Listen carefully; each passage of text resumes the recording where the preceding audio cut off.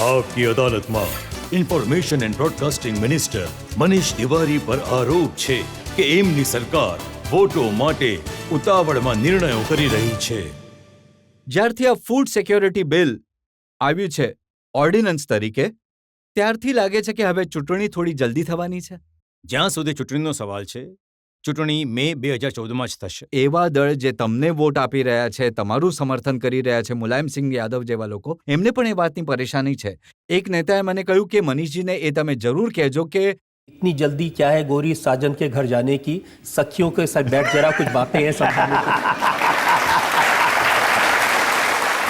જેણે પણ તમને આ વાત કહી એની તુકબંધી હું કદર કરું છું, પણ વાસ્તવિકતા એ છે, જ્યાં સુધી સમાજવાદી પાર્ટીનો પણ સંબંધ છે, એમની અમુક આશંકાઓ હતી કે જે ભારતનું કૃષિ ક્ષેત્ર છે એના ઉપર એની શું અસર પડશે. પણ કૃષિ મંત્રીએ સાર્વજનિક રીતે પણ અને એમ પણ ઘણી જ વ્યાપક રીતે આ વાતને સાફ કરી છે કે આ દેશમાં ખાદ્ય અન્ન ભંડાર છે અને ખાદ્ય અન્નનો ભંડાર ઉપયુક્ત છે. આના કાર્યાન્વિત કરવા માટે અને જો ક્યાંક ભગવાન ન કરે કોઈ વર્ષે એવી કોઈ પ્રાકૃતિક આપત્તિ આવી જાય, કોઈ દુકાળ પડી જાય, તો પણ આ દેશમાં જે રીતનું ભંડારણ છે, આપણામાં એક ક્ષમતા છે કે જે આપણે લોકોને વાયદો કર્યો છે, એ વાયદાને અમે પૂરી રીતે કાર્યાન્વિત બે કરીશું. મૂળ આપત્તિઓ છે. અમુક લોકોએ કહ્યું કે આપણા દેશમાં આ રીતના કાયદાની એટલે જરૂર નથી, કેમ કે ભૂખથી મરનારાની સંખ્યા માત્ર 4% છે, પણ 40% લોકો કુપોષણનો શિકાર છે. એ મરે છે મેલન્યુટ્રિશનથી. તો જરૂર તો છે મેલન્યુટ્રિશનને ઠીક કરવાની, એને બદલે કે એમને સસ્તું અનાજ આપીએ. આજે આપકી અદાલતમાં હું વચન આપું છું કે એકવાર આ અધ્યાદેશ પસાર થઈ જાય તો જે બાકીની જરૂરિયાતની વસ્તુઓ છે, જેમાં એમાં મીઠું છે, ભલે એમાં તેલ છે, એને પણ અમે આની અંદર જોડીશું. સાફ પીવાનું પાણી ન મળવાથી લોકો મરે છે, હોસ્પિટલની સુવિધા ન હોવાને કારણે લોકો મરે છે. જે ફિગર્સ મારી પાસે છે, દરેક ત્રીજી ગર્ભવતી મહિલા પર્યાપ્ત આહાર ન મળવાને કારણે લોહીની અછતથી પીડાય છે. જો બાળકોની વાત કરીએ તો આ યુનિસેફના આંકડા છે. આપણા દેશમાં દરેક કલાકે 180 બાળકો કુપોષણને કારણે મૃત્યુનો શિકાર થાય છે. તમારી વાત સાચી છે. હું આનાથી શું કહેવાય છે, કંઈક ભાગી નથી રહ્યો, એમાં કોઈ અંતર કરવા નથી ઈચ્છતો. તમારી વાત બિલકુલ સાચી છે. કુપોષણ એક સમસ્યા છે અને કુપોષણને પહોંચી વળવા માટે જે પહેલું મૂળભૂત અને પાયાનું પગલું છે, એ લોકોને જે મૂળભૂત અનાજ છે, જે એમનું રોજનું ભોજન છે, એ પહોંચાડવાનું છે. તો એમાં પણ લોકોને શંકા છે. એમનું કહેવું છે કે આજે પહોંચાડવાની સિસ્ટમ હોવી જોઈએ, જે ડિસ્ટ્રીબ્યુશન સિસ્ટમ જે છે એ તો એવી ને એવી જ છે. અને આ તો પોતે રાજીવ ગાંધીએ કહ્યું હતું. હવે રાહુલ ગાંધી પણ કહે છે કે જનતા સુધી એ પૈસા પહોંચતા જ નથી, જનતા સુધી એ અનાજ પહોંચતું જ નથી. 1/3 એમાંથી વચ્ચેથી જ લોકો ખાઈ જાય છે. રજતજી, આ ડિપેન્ડ કરે છે કે કયા પ્રદેશમાં જે સાર્વજનિક વિતરણ પ્રણાલી છે કેવી છે. આ ખાદ્યાન્નનો કાયદો બની જશે અને લોકો અદાલતમાં જઈ શકશે એ કાયદાને એક્શન કરવા માટે કે ભાઈ જે અમને પહોંચાડવું જોઈતું હતું એ અમારા સુધી પહોંચી નથી રહ્યું, એનાથી એક દબાણ રાજ્ય સરકારો જે પર પણ વિરોધી દળ આવશે. છે, ખાસ કરીને બીજેપી, એમની આ શંકા તો સાચી છે કે કોંગ્રેસે ઓર્ડિનન્સ એટલે લાવ્યો કે એને વોટ મળી જાય. ફૂડ સિક્યોરિટી વધારે આમાં વોટ સિક્યોરિટીનો સવાલ છે.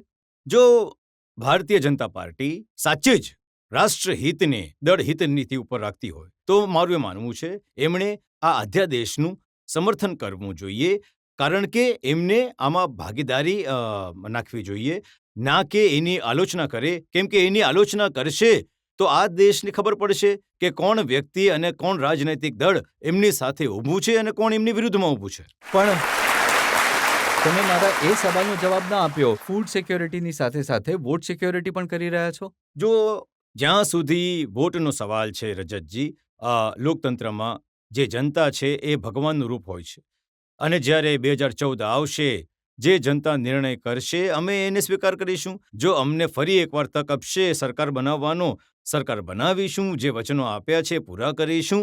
જો કોઈ બીજાને તક આપશે તો અમે રચનાત્મક સમર્થન કરીશું. તો આ તો લોકતંત્રનું ચક્ર છે, ફરતું રહે છે. હું માનનીય મહોદયને એ સવાલ પૂછવા માંગુ છું કે હું ઉત્તરાખંડની છું અને હું જાણું છું કે જમીની હકીકત શું છે. તો મનરેગાની જો વાત કરીએ તો ત્યાં પણ જેટલી પણ રાશિ આવે છે અકાઉન્ટમાં એમાં જેટલા પણ લોકો જોડાયેલા છે જેમના પણ એમાં નામ છે એ પછી ખબર પડે છે કે એમાંથી ઘણા લોકો તો ઉપરવાળાની પાસે પહોંચી ગયા છે પરંતુ એમના નામથી મનરેગા સ્કીમ ચાલી રહી છે અને એ રાશિ એમના અકાઉન્ટ્સમાં પહોંચી રહી છે અને અડધા પૈસા તો જે વચમાંના લોકો છે એ લોકો ખાઈ જાય છે.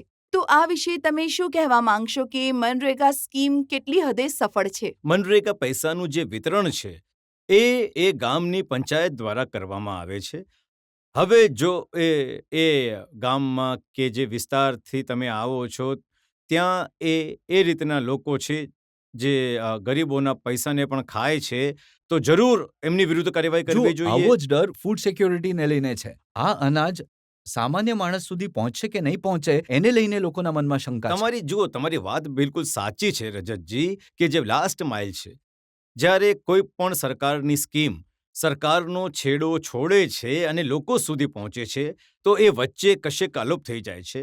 અને આજે જે સૌથી મોટો પડકાર જે આ દેશની સામે છે અને માત્ર અમારી સામે જ નહીં દરેક રાજનૈતિક દળના દરેક પ્રશાસનની સામે છે કે જે લાસ્ટ માઇલ છે એને કેવી રીતે ઠીક કરવામાં આવે અને એટલે કારણ જ કે જે 1,25,000 કરોડ જનતા સુધી માત્ર એટલે- 25,000 કરોડ પહોંચશે. 1 લાખ એટલે કરોડ એટલે ગાયબ થઈ જશે. એટલે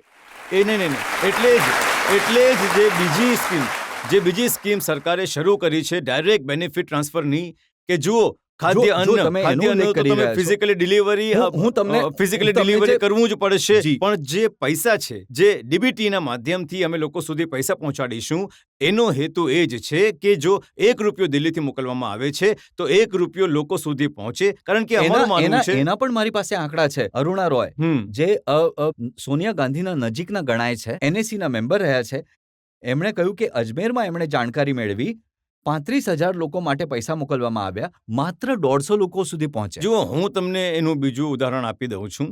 મારી બાજુના જિલ્લામાં જે સરકારે 51 જિલ્લા પસંદ કર્યા હતા મારી બાજુવાળો જે જિલ્લો છે ફતેહગઢ સાહેબ એને પણ પસંદ કરાયો હતો આના પહેલાના ચરણમાં અને ત્યાં જે અનુભવ રહ્યો છે એ સારો રહ્યો છે કે સરકારે જે અહીંયાથી પૈસા મોકલ્યા એ પૈસા લોકો સુધી પહોંચ્યા કારણ કે એ અમારી મનસા છે કે જ્યારે પૈસા વહેંચ્યા એક સમાન ત્યારે જ થશે ભારત મહાન અને એ જ ડીબીટીની પાછળ મનસા છે.